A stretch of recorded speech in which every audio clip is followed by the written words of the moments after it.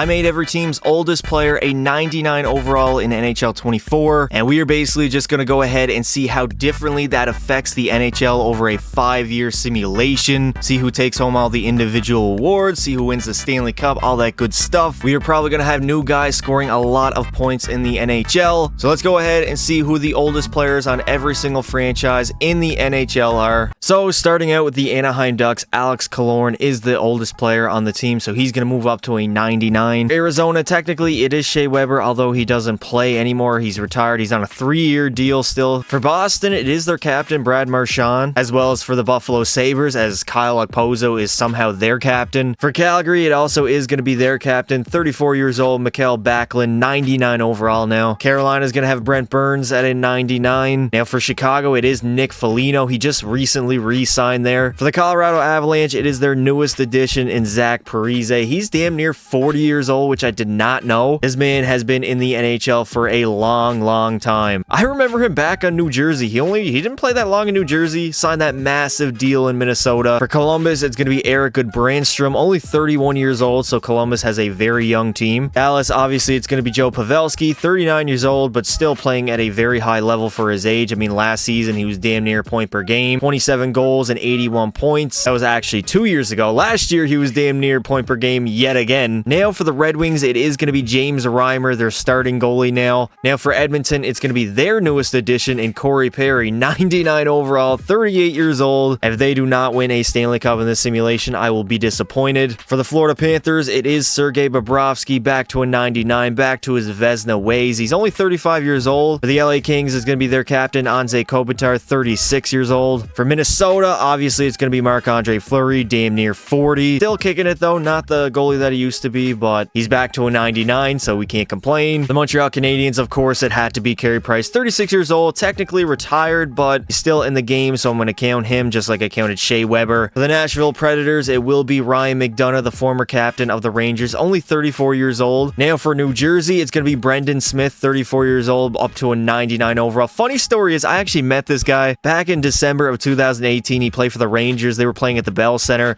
and somehow my assistant coach knew him personally, so we got to go down, meet all the Rangers players as they were boarding the bus. Also, no, I did not get a picture with Henrik Lundqvist or Mark Stahl or Zibanejad or literally anybody. I was intoxicated. My bad, GSP. I really let you down, brother. Yeah, this dude has never been really an elite level defender, but now he's a 99 overall, franchise potential. Now for the New York Islanders, it is going to be Semyon Varlamov, 35 years old. For the Rangers, it's going to be Blake Wheeler. He is 37. Now for the Ottawa Senators, it is going to be Claude Giroux, 35 years old, up to a 99. He was lethal in his Philly days. Still a pretty good player, though. Speaking of Philly, Mark Stahl is going to be their best player at a 99 overall. He's 36 years old, the oldest player on their team. For the Pittsburgh Penguins, honestly, I was shocked it was not Sidney Crosby. Instead, it's going to be Jeff Carter, who's 2 years older at 38 years old. For San Jose, it's going to be Mark-Edward Vlasic, 36 years old. This dude was actually very good defensively back in the day, especially when San Jose went on that cup run. For the Seattle Kraken, 38 years old, Pierre-Edouard Bellemare. I believe he was on the inaugural Vegas team back in 2017. For St. Louis, it's going to be Marco Scandella, only 33 years old, so St. Louis is a pretty young team. For the Tampa Bay Lightning, technically it is Brent Seabrook, 38 years old, up to a 99. Only 1 year left on his deal. He's been retired for a couple seasons now. The last time he played was 2019, 2020. For Toronto, it is going to be Mark Giordano. He's 40 years old, still playing in the NHL, still playing at a pretty decent level as well. For the Vancouver Canucks, it's going to be Ian Cole. He's only 34 years old. I believe he used to play on Tampa Bay. He must have just signed with Vancouver this season, and now he's their oldest player on their roster. For Vegas, it's going to be Alec Martinez, 36 years old. For Washington, of course, it had to be Alexander Ovechkin, back into his prime, 99 overall, 38 years old, damn near 40. And finally, for the Winnipeg Jets, it's going to be Brendan Dillon, 32 years old. So Winnipeg surprisingly has a very young team, but he's up to a 99. So now that we know every player that I bumped up to a 99 overall, the oldest player on every single NHL franchise, let's go ahead, simulate 5 full seasons, and see who goes on and wins the Stanley Cup. Now, at the end of the season, the Winnipeg Jets are going to finish as the best team in the NHL. They went 54, 22, and 6, 114 points, followed by the Vancouver Canucks, who were up there. Minnesota was good, the Rangers, the Devils, Vegas, and Dallas at the bottom. We do have Arizona, despite the fact they do have a 99 overall Shea Weber. Couldn't really help them much. Montreal was bad. Chicago, Demko. Joe Pavelski is going to end up leading the entire NHL in scoring with 116 points, followed by Pasta's 113. McKinnon had 108. Foligno 108. Mitch Marner was up there. Brad Marchand had a good season. Nylander. McDavid had 105 for the goal side. Matthews will lead with 59, followed by Ovi, who only had 53 despite the fact he is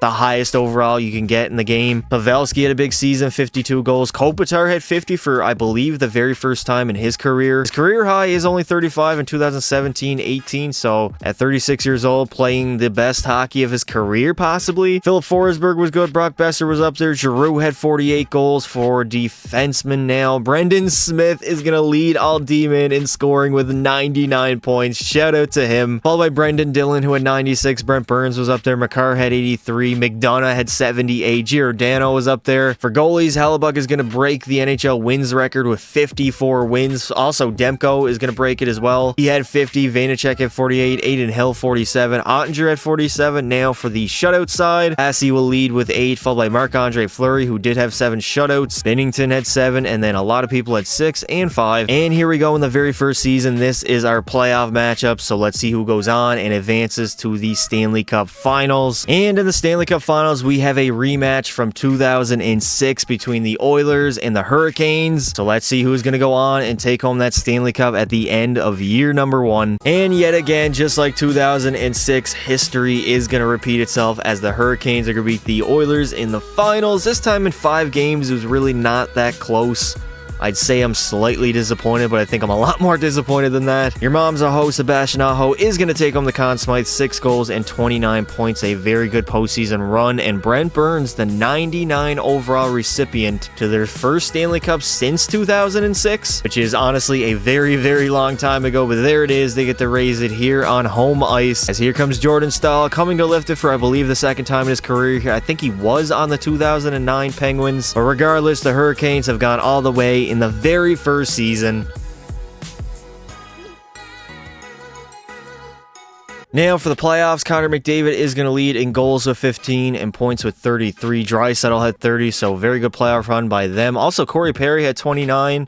So he really helped us out. He's actually at 98 now because he's pretty old, so he dropped down 1 overall. Your mom's Aho had 29. Kaloran was up there. Svechnikov. Trevor Zegras had 10 goals and 23 points in 18 games. I wonder how many of them were Michigan's. Asta is going to win the Ted Lindsay and the Hart Trophy. The Art Ross will go to Joe Pavelski and Maurice Richard to Matthews. The Norris is going to go to Brendan Smith. Conn Smythe, of course, is going to go to Aho. The Vezina to James Reimer. And the Selke will go to Anze Kopitar. So at the end of the second season, the Colorado Avalanche will be the best team in the NHL. They won 52 games, followed by Tampa Bay, who won 48. Winnipeg was up there. Dallas was pretty good. Columbus, surprisingly, won 47 games. Ottawa, also very surprising that they are top 6 in the NHL. At the bottom, we do have Chicago. Of course, a 99 Nick Foligno isn't really going to help them much. San Jose was bad. Calgary, poverty. LA, surprisingly, I mean, in real life, they've kind of fallen off a cliff as of late. Nathan McKinnon is going to go ahead and dominate, leading in goals with 63 and points with 129, followed by Matthews, who had 108. Zach Parise was up there with 108 as well. Rantanen was good. Makar was up there with 105. Claude Giroux had 103. I believe that might be a career high. I know he had a 100-point season back in 2018. That is a new career high for Claude Giroux. Also had 52 goals on the year. Joe Pavelski was good. Kucherov was good on the goal side. Other than McKinnon, Matthews had 56, Pavelski 52, Giroux was there. Brad Marchand had a 50-goal season. Kopitar back-to-back 50-goal seasons as well. Jeff Carter had 47. Surprisingly, Ovi has not simulated very well. Only 47 goals and 89 points, despite the fact, I mean, we already know the fact. When he's a 91, he simulates better than when he's a 99. Make it make sense, EA. Now for defenseman, Cale Makar will lead. He had 20 goals, 105 points. Brent Burns had damn near a 50-goal season. 46 goals as a defender is wild. Goodbranson had 87 points. McDonough was up there. Shea Weber had 83. Quinn Hughes 80. Brendan Smith had 79. Now for goalies, Georgiev is going to lead with 52 wins, followed by Hellebuck's 49. Vasi had 48. Mars Lincolns was up there, as well as Jake Ottinger. Now for shutouts, Georgiev is going to lead with 10 on the season. Most likely going to win the Vezina. Ottinger had 6. Marc-Andre Fleury had 6, as well as Korpisalo. And here we go yet again in the playoffs. These are our matchups in year number 2. And in the Stanley Cup Finals, finals, we have the Winnipeg Jets up against the Ottawa Senators, an all-Canadian matchup, so at least we know the Cup's coming back to north of the border. Obviously, on Winnipeg, I actually forget who on Winnipeg I put up to a 99. I think it was Brendan Dillon, and on Ottawa, I know it's Claude Giroux. So we have the battle of the 99s. Let's see who goes on and takes home that Stanley Cup. And the Stanley Cup will be coming back to the nation's capital of Ottawa as they beat the Winnipeg Jets in 5 games in the finals. Absolutely beat them down. They were up 3-0. Winnipeg won Game 4. And in Game 5, Ottawa just closed the show. Had enough of that, and they are going to be taking home that Stanley Cup as the Conn Smythe is going to go to Claude Giroux. 17 goals and 26 points. I mean, he is a 99 overall, so he should simulate pretty well at least. As unfortunately, they are going to have to raise the cup here in cold-ass Winnipeg. And there he is, Brady Tkachuk, lifting the Stanley Cup for the very first time in his career. And the very first time in Ottawa's franchise history, I believe, technically. Now, for the entire playoffs, Claude Giroux is going to lead with 17 goals and 26 points. Blake Wheeler had 14 and 25 points. Mark Scheifele was up there. Brendan Dillon had a very good playoff run, point per game as a D-man. Kyle Connor was good as well. As Nathan MacKinnon is going to win all the awards. The Norris will go to Cale Makar. The Conn Smythe, of course, to Giroux. Nathan MacKinnon is going to win all the awards. The Norris to Cale Makar. The Conn Smythe, of course, is going to go to Giroux. The Vezina to Vasilevsky. And the Selke will go to Anze Kopitar yet again. So at the end of the third season, the Vancouver Canucks are going to tie for the most wins in the NHL at 52. Also the most points tied with Boston. They would basically have identical records, but I believe Vancouver won the season series, and that's why they're number 1. Tampa Bay was good with 49 wins. Colorado was up there. Florida, Winnipeg, Dallas, Calgary, Edmonton was good. At the bottom, we do have Chicago yet again. Philly was pretty bad, as well as the Ottawa Senators, who literally just made the Stanley Cup Finals and won it. Now they are the 3rd worst team in the entire league. Alex Killorn's going to end up leading the entire NHL in scoring with 124 points, followed by Joe Pavelski, who had 119. Corey Perry had 110. Zegras had 102. Blake Wheeler was up there. Zach Parise had a pretty good season himself. For the goals, Pavelski is going to lead with 63, a career high, followed by Killorn's 58. Ovi finally has awoken, 57 goals. Red Marchand was up there. Perry, of course, had a big season, 47. Parise had 46. Brent Burns is going to lead all D-man in goals with 42 and points with 96. Brendan Smith had 92. Cale Makar was up there. Mark Stahl as well. Now for wins, Demko is going to lead with 52, followed by Allmark's 51, and Bob had 49. And on the shutout side, James Reimer will lead with 9 shutouts on the season, followed by Demko, who had 8. Shesterkin had 7. Aiden Hill 7. And these are our playoff matchups here in season number 3 or year number 3, either or, honestly. And in the finals, we have a rematch from 2022 between the Avs and the Tampa Bay Lightning. Obviously, the Avs ran over them a couple years ago, but let's see if it's going to be different now that both teams do have a 99 overall player on their roster. And the Tampa Bay Lightning are going to get the revenge as they literally pounded Colorado in 4 games in the finals. So I guess that does make them even from a couple years ago. And a 99 overall Brent Seabrook will definitely help out the greatest team of all time. Not that they needed it. I mean, they already simulate insanely well in this game. As for the Conn Smythe, it is going to go to Nikita Kucherov, the biggest tryhard in all-star competition history. 16 goals, 27 points. A very good playoff run by him. As the Stanley Cup is being raised in Colorado, last time in Tampa Bay, so the away team has won both of these matchups, as Steven Stamkos is coming to lift the Stanley Cup for the 3rd time in his career, as Tampa Bay has done it yet again.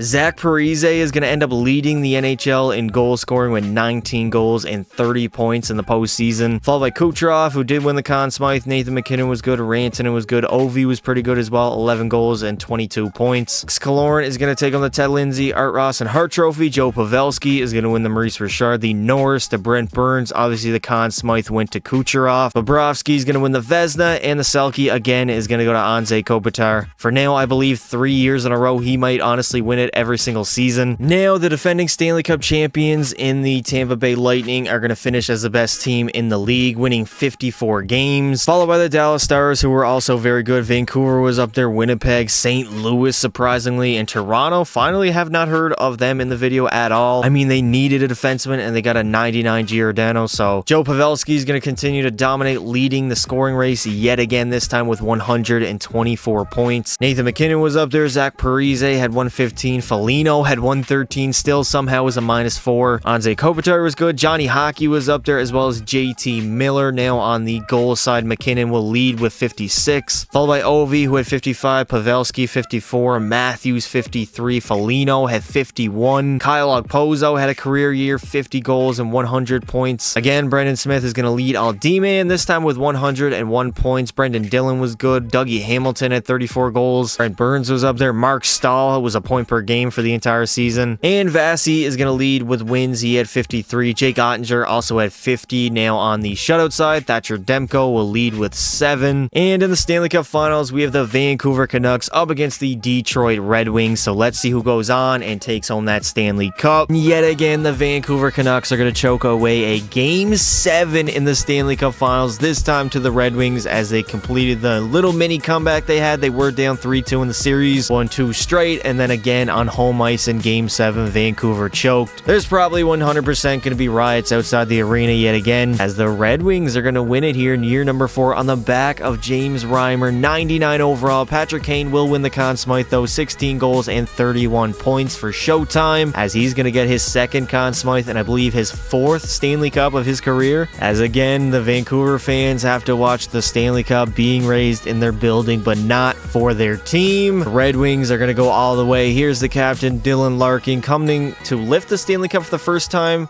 in his career, as Detroit has won their very first Stanley Cup since 2008.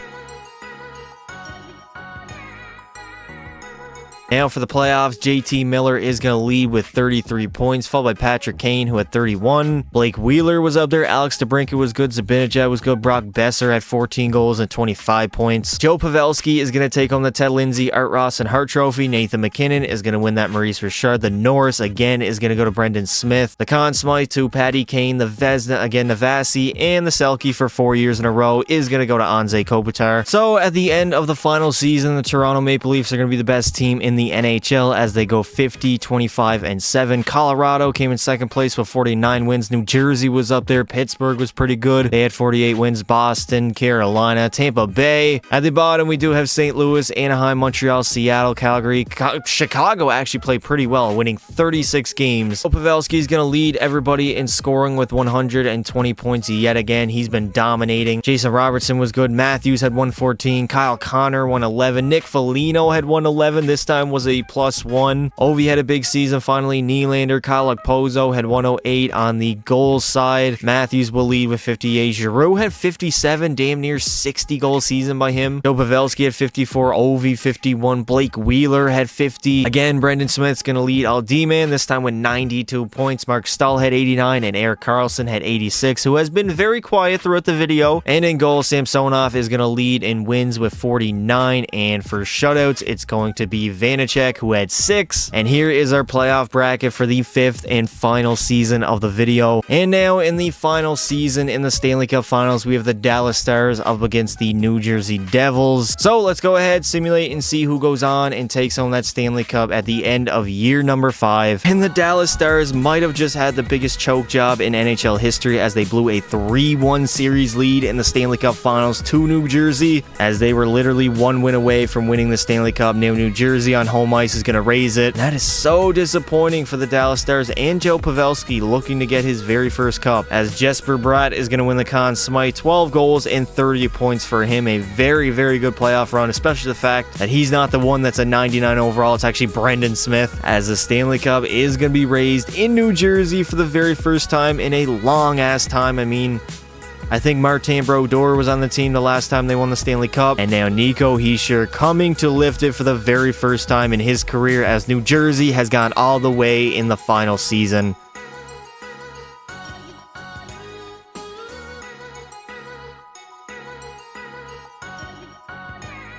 Joe Pavelski, again, is going to win the Ted Lindsay, Art Ross, and Hart Trophy. Austin Matthews will win the Maurice Richard. The Norris is going to go to Erik Karlsson. Obviously, the Conn Smythe went to Jesper Bratt. Freddie Anderson is going to take home that Vezina, and the Selke again to Anze Kopitar. And that is going to do it for this video. We have gone ahead and made every team's oldest player a 99 overall in NHL 24. And I mean, it really did help some teams, but it also didn't really help other teams like Chicago, I don't really know if only affecting one player on their roster is really going to help them that much in these simulation videos, but overall it was very fun to see some new players dominate the individual awards. Guys like Joe Pavelski, Nick Foligno was very good as well. Even a guy like Brendan Smith won multiple Norris trophies when he hasn't even sniffed that in real life. So if you guys did enjoy it, make sure you leave a like and subscribe to the channel. Also turn on notifications so you don't miss a single live stream or video that I put out. And of course, remember, don't be silly. Wrap your willy.